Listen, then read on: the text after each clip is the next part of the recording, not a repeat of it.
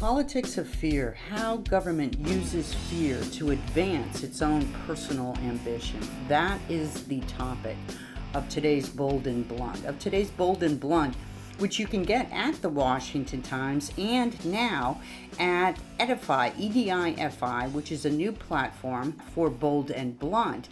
It's a platform that offers faith-based podcasts for those seeking inspirational messages. And who doesn't want inspiring messages in this time of great darkness that's sweeping America, right? Sweeping America because government loves to use fear to advance its own personal agenda. Welcome to this episode of Bold and Blunt, and I'm your host, Cheryl Chumley, giving you a Christian conservative look at today's news, politics, culture, and events. And to start today's show, I just want to read this quick quote, this quick passage from the Bible. It is in 2 Timothy, and it goes this way. For God has not given us a spirit of fear, but of power and of love and of a sound mind. Think about that. For God has not given us a spirit of fear. Instead, God has given us a spirit of power and of love and of a sound mind. Power, love, and a sound mind.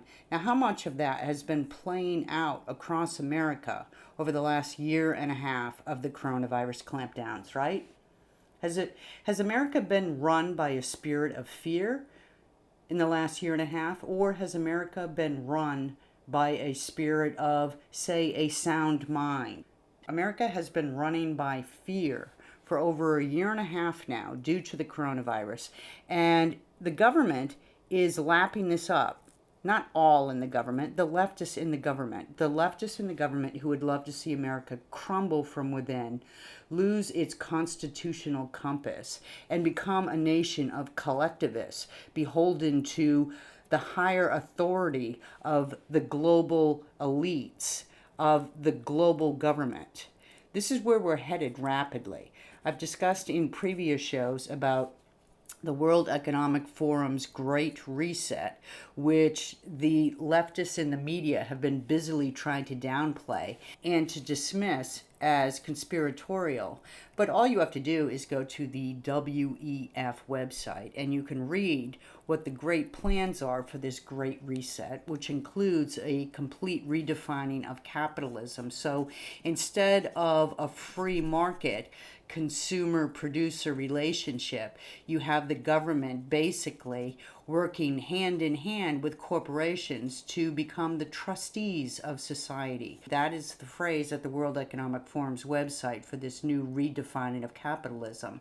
Trustees of society. That's not my words. That's Klaus Schwab's, who is the founder of the WEF, and he envisions corporate executives will be the trustees of society, which basically means the policymakers, which basically means elections will be moot because politicians won't be representatives of the people. They will be secondary underneath the corporate overlords. And so if you don't believe this, just go to WEF and check it out yourself, or check out my past shows that I've done on the World Economic Forum.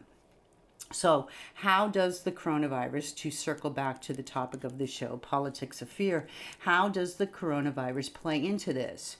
Well, the government, the leftists in America have been playing into the hands of this World Economic Forum's Great Reset by clamping liberties in America based on coronavirus fears. How many times have we been told that people are dying, we need to stay home, we need to stay off the streets, we need to stay out of work and wait for the government check to come in the mail to keep us alive and keep food on the table.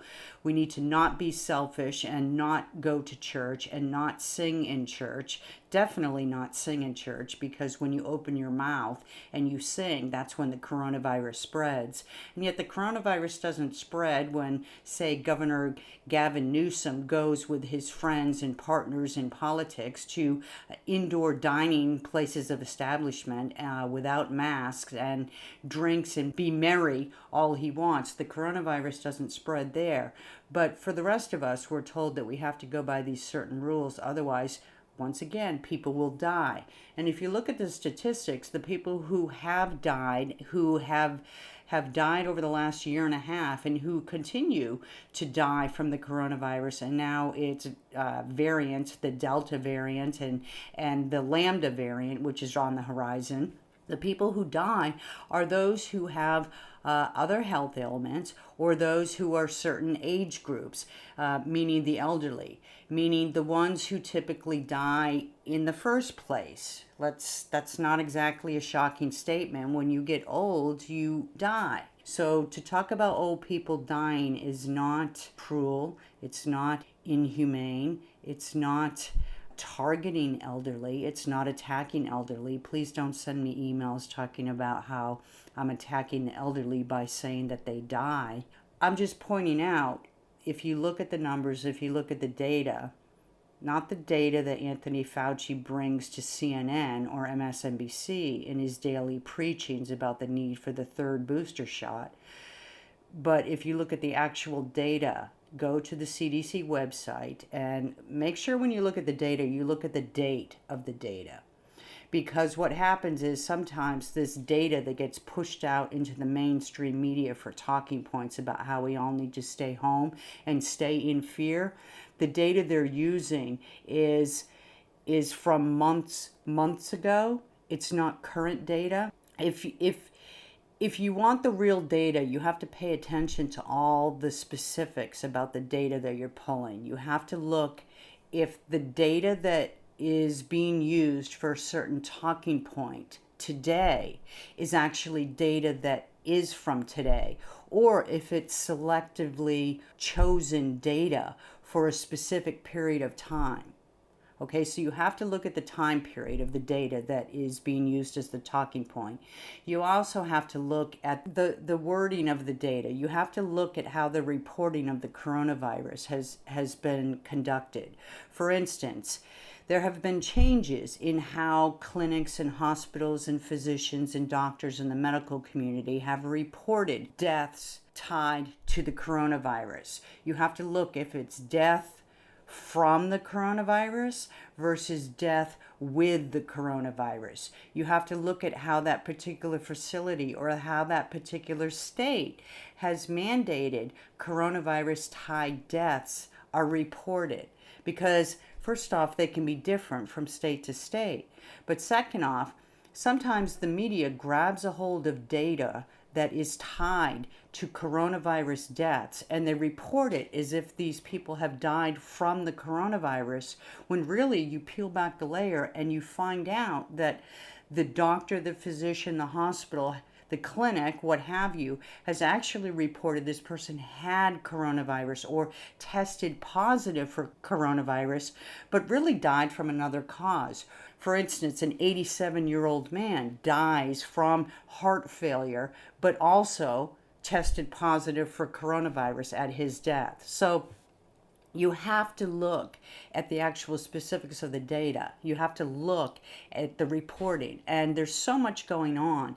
And in this 24/7 news cycle, what happens is some people purposely skew the data for political reasons, right? And this is the politics of fear. You get that a lot. You get people like Governor Whitmer, right? Governor Gretchen Whitmer, or Governor Gavin Newsom, or Governor Cuomo before his big downfall. You get these leftist governors who absolutely love to use the coronavirus to order their people around at will, at whim, and at the same time hold themselves above and beyond any type of obedience to these same orders. You get these tyrants in politics who use the data for their own tyrannical tendencies. But then you have other people who they're doing their jobs. They don't know that they're putting forth data that is skewed or wrong, or perhaps they're putting forth data that is right in their hands, but when it gets to the next level of reporting, it becomes skewed. For instance, a doctor may report a patient dies with coronavirus, but then a reporter in that community may gather that information of the various coronavirus tied deaths in his or her community and report all these deaths as deaths due to the coronavirus. And then you get people in the political world taking those statistics and running with them to justify more lockdowns or to justify, say, going after Governor Ron DeSantis of Florida. Then you have the people also misunderstanding or not understanding that case counts are really rather meaningless. We get case counts of coronavirus reported almost as if they're one and the same as deaths from the coronavirus. And let me just step back and ask you this. Before the coronavirus, right? Go back in time 2 years. Go back in time when every year we would have flu seasons, right? We would have flu seasons in America, and they were always in the fall time when people going back to school. We have flu seasons, right? Did we sit here and talk about everybody who's tested positive for the flu? As a matter of fact, did we have people running to clinics on a day-to-day basis, not feeling sick, not really showing symptoms? Or maybe they did. Maybe they sneezed. Maybe they had watery eyes. Maybe they were feeling under the weather. So they ran to the clinics to find out if they had the flu. Do we have that to the same degree as we have seen over the year and a half of the coronavirus? Do we have people running in fear, the politics of fear once again? Do we have people running in fear to go test themselves to see if they were sick with the flu? And then did we have these hospitals that would gather all this data about who is tested positive for the flu, and then the media would grab that data and do stories on how many people in their particular community have tested positive for the flu? And then did we have Democrats and leftists and tyrants and communists and socialists on the left, which is all one and the same? Let's just put them under the umbrella of the Democrat Party. Did we have the Democrat Party take those test positive flu cases and run roughshod through the media, proclaiming madly that people could die from the flu, so we need to stay home, and now we need to stay out of church but keep open the marijuana shops, and stay out of school but keep open the Walmarts and Targets? Did we have that situation under the flu? No, we didn't. We knew the flu was an issue. We knew people died from the flu. We knew who died from the flu. It was usually the very young or the very old, people with other health ailments. And so everybody else went about their business, right? Went to work, went to school, went to church, and so forth. And it was those people who were more vulnerable to the flu, who would get the flu shot, who would perhaps stay home during flu season, who would take extra precautions. That wasn't the politics of fear. That was, let's go back to the Bible verse, for God has not given us a spirit of fear, but of power and of love and of a sound mind. And of a sound mind, we all lived with a sound mind under flu seasons. Then comes the coronavirus, politics of fear, and the sound mind thing went out the window. And look, here we are a year and a half later, more than a year and a half later, going into yet another school season, yet another face mask wearing school season, social distance, stay at home. And in some school districts, the unions are so strong that they don't even want teachers to ever have to go back to school. They just want them to be able to collect their paychecks and stay at home and maybe 1 hour a day throw out some sort of video through YouTube that their students can access. But now we have this next season of the coronavirus coming, and it's still the politics of fear. It's still the spirit of fear that is running roughshod through America. We are getting quite a bit more resistance, and that's a good thing because it shows that the spirit of the sound mind that God has given us is starting to see a reawakening. But we still have the leftists. We still have the Anthony Fauci ridiculous make up your own type of science type of mentality that's still dominating in most of the media. And now we have people believing that to save themselves, they have to take a third booster shot. And trust me, after the third will come a fourth, and after the fourth will come another variant where, hey, thank goodness we have Pfizer to save us, because Pfizer will develop a new vaccine that we'll all have to take one, no two, no three shots for, and then after that will come another and another and another. And pretty soon our natural immune systems will be so reliant on chemicals in order to sustain ourselves through pretty much day-to-day living that we won't be able to leave our homes without getting sick, or at least taking the next Pfizer or Johnson and Johnson or whatever company develops the next vaccine that Anthony Fauci gives thumbs up approval for, or maybe Bill Gates. The politics of fear is great for government because it grows government and it makes citizens reliant on government. And if you're a tyrant in government, which is much of the Democrat Party and even some in the Republican Party, that's good for business. Fear is great for business. And since we're coming up on September 11th, just as a good example of how what government does, what government introduces, the overreach that government is allowed to take, and how it never actually goes away, a great example of that happens to be the Patriot Act. And my guest today is Mark Meckler. He is the president of the Convention of States, which is a great campaign. You should check it out if you haven't yet. It's a great campaign to help reel back government and keep liberties where they belong, in the hands of the individual, not government. But anyhow, Mark's here to talk about the Patriot Act and the provisions of the Patriot Act that should have gone away, but have only grown bigger and have only stolen our individual liberties, our God-given liberties, need I remind you, only stolen our God-given liberties day after day, year after year, and will continue to steal our God-given liberties unless we, the citizens, rise up based on a spirit of sound mind and power that God gives us and take back our liberties from the government. So Mark, thank you so much for being on Bold and Blunt. I appreciate your time. Very glad to be with you. So here we are coming around on the 20th anniversary of the terrorist attacks on America's soil, but we're also coming around on the 20th anniversary of the Patriot Act. And that's what I wanted to discuss with you today. The constitutional dings in the Patriot Act. What are the worst, most egregious instances? You know, what we saw is this gross federal overreach, and it's not Patriot Act itself. It's important to remember the intent, as it always is with government, seemed good, right? Which was to protect the homeland. I think there was also good intent in the sense that one of the problems we had that led to 9/11 was a failure to cooperate between a variety of law enforcement agencies around the country, both at the federal and state levels. And so there were these walls of separation between our law enforcement agencies, which meant they couldn't share intelligence, they couldn't track potential terror suspects across a variety of efforts in a variety of jurisdictions. And so they were trying to clean that up. That was at least part of the intent of the Patriot Act.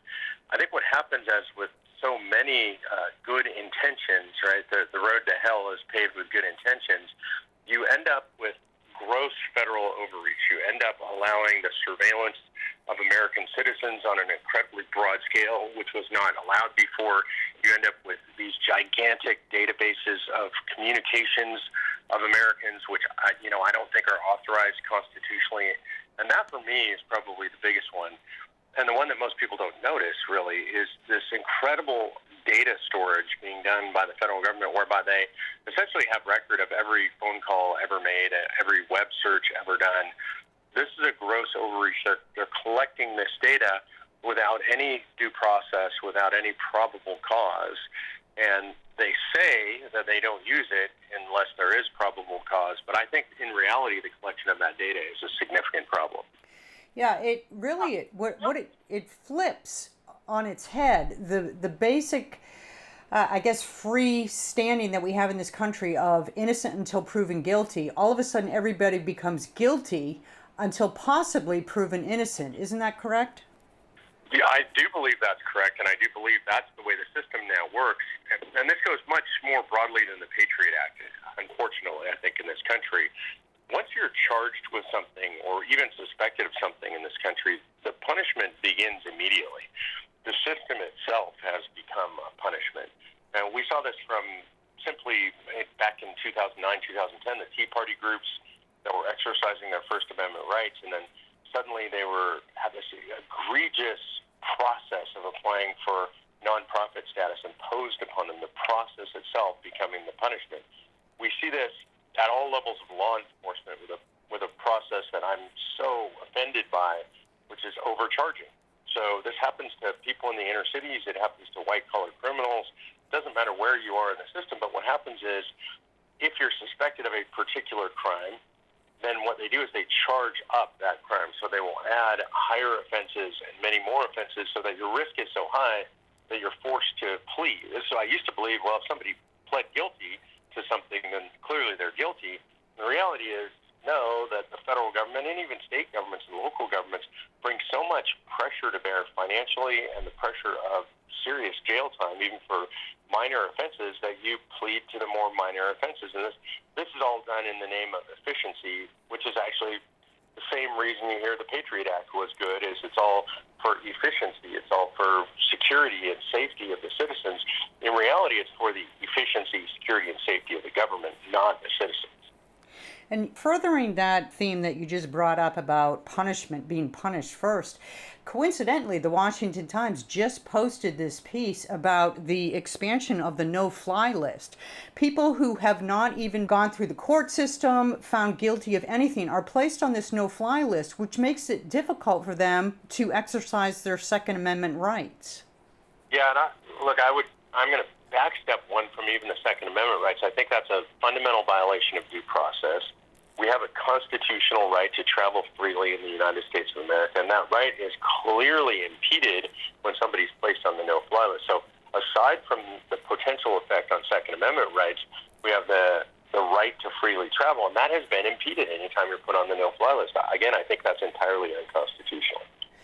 Now, getting back specifically to the Patriot Act, this was passed. It was like a 300-page bill. It was passed. Most people didn't even read it.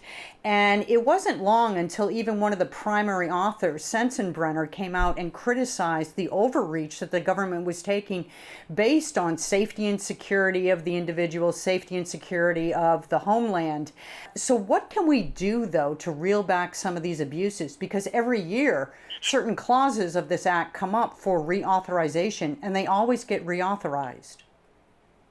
Yeah, so, for example, there is an exception. It's called the intelligence exception in Wiretap law, and that allows the FBI to secretly conduct a physical search or wiretap of an American citizen.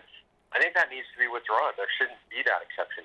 These agencies should have to show actual probable cause. They should have to always go in for a warrant. I'm not a fan of these secret FISA courts. Obviously, we've seen abuse in secret FISA courts. I'm just not a fan of secret courts generally. If we don't have transparency in our system, then we have abuse in our system. So what we can do is we can contact our congresspeople and we can demand a revision or a retraction of the Patriot Act. Certainly this is something that Rand Paul has been leading for a long time. The problem with the Patriot Act and the difficulty in getting it revised is that for most of us, we don't ever feel a day-to-day effect. So you don't know that they're surveilling your calls. You don't know that this data is being collected. Even if you know it intellectually, there's no actual effect on your life. That database just builds and builds and builds until they decide to use it against you. And so the difficulty is in motivating citizens to push back against the law that's not having a demonstrable day-to-day effect on their lives. And you know what another problem is too, Mark, is that Democrats may like certain aspects of the Patriot Act that allows them the right to act like tyrants, because that's the way they're trending anyhow. And actually Republicans like certain aspects of the Patriot Act because they're so pro-police, pro-law enforcement. And I've even heard my conservative friends say, well, if you're not doing anything wrong, if you're not doing anything to be guilty of, what's the big deal? So it seems almost a bipartisan effort to keep intact overburdensome provisions of the Patriot Act. Yeah, I think that's generally true, and I think quite often the people that we see become subject to provisions of the Patriot Act that we might find offensive are often people that we find offensive, right? So you see the Patriot Act and its provisions used for things that are good, and this is often true with laws that are bad laws. You see bad laws used against bad people, and people don't mind that, and they don't think, well, someday that might be used against me. We have a problem in this regard with partisanship in this country where Democrats are in power. They like the way these laws are written because it allows the government to use these laws against their political enemies. And then when they're out of power, they would be outraged. For example, the Democrats would be outraged if Republicans used the laws in the same way. It is a difficult standard, I have to say, to be a conservative and say, look, we should just not use and abuse these laws and we should get rid of these laws as opposed to using them against our political enemies when they've been used against us. But I would argue, as it seems you are, we need to just get rid of these laws. We need to not be subject to the arbitrary authority of the federal and state governments. I do agree with that. I do argue that myself. You're right. And part of the problem is that it's not just the bill or the law itself. It's the mindset that shifts in the nation. Suddenly, instead of looking to ourselves or, God forbid, to God for protection and security and provision and so forth, we're all being conditioned to look to government for all solutions. I think this is a natural human condition and I don't like this, but we look to government. There's a phrase that just drives me crazy in regard to what the government should do. There's a problem, and everybody turns to the government and says, do something. And sometimes the very best thing for government to do is nothing. If they don't know exactly what to do, if they don't have a focused solution that's within their constitutional authority, then government is better off doing nothing. And frankly, I think in a lot of cases, probably in the majority of cases today in the United States of America, we would be better off if government just did nothing. Just because there's a problem, it doesn't mean there's a government solution to that problem. Absolutely. Ronald Reagan put it best, right? From the government, here to help. Most terrifying words in the English language. And, that's basically what you're saying. I just want to jump now to the coronavirus and look how far we've come from the Patriot Act and the unconstitutional goings-ons that have happened under that to nowadays. For the last year and a half, we've been in lockdown mode, relying on the government to tell us that we have the right to do things that they have no business telling us we have the right to do. Yeah, there's a fundamental distinction between the Patriot Act and the stuff that's going on with COVID that I think is important, and it allows the government to get away with a lot more tyranny, in my opinion, is people have a more visceral fear, a long-term visceral fear of COVID than they do of the stuff that happened that required the Patriot Act. With the Patriot Act, we saw one attack on 9/11, horrific, obviously, huge loss of American life.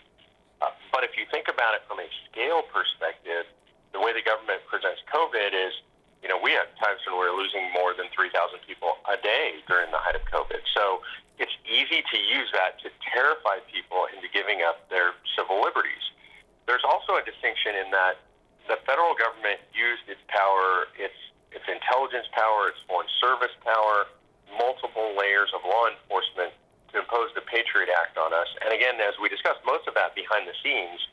In the case of the federal government and COVID, most of the enforcement mechanisms, most of the executive orders and things that have come from either the state themselves, each state individually, or even local jurisdictions within a state. And so much harder to have a national pushback against something that's happening state by state. On the flip side, we feel this stuff every day. We see this stuff directly every day. We're talking about it's hard to get people to react against the Patriot Act because for most of us, we'll never feel the Patriot Act directly. We won't feel that overreach directly, and mostly it'll be quote-unquote bad people who we feel it. But when you look to COVID restrictions, you and I see and feel those every day. We see people with masks in places there are mask mandates, and we resist those if we don't believe that masks are effective, like I know. Or we hear of vaccine mandates. I live here in Texas, which is one of the more free places, but I was in downtown Austin last weekend, and I saw, I don't even know who the artist was, there was some country western concert taking place at a major venue downtown, and they had a big sign up, show your vaccination card, right? I felt like, show your papers, comrade.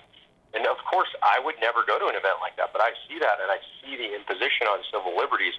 I see that sign, I think of the Soviet Union, or I think of Cuba or Venezuela, and the overreach in those places and the lack of civil liberties. So there is a better chance to organize, and I think we're seeing more organization against COVID restrictions than we ever saw against the Patriot Act.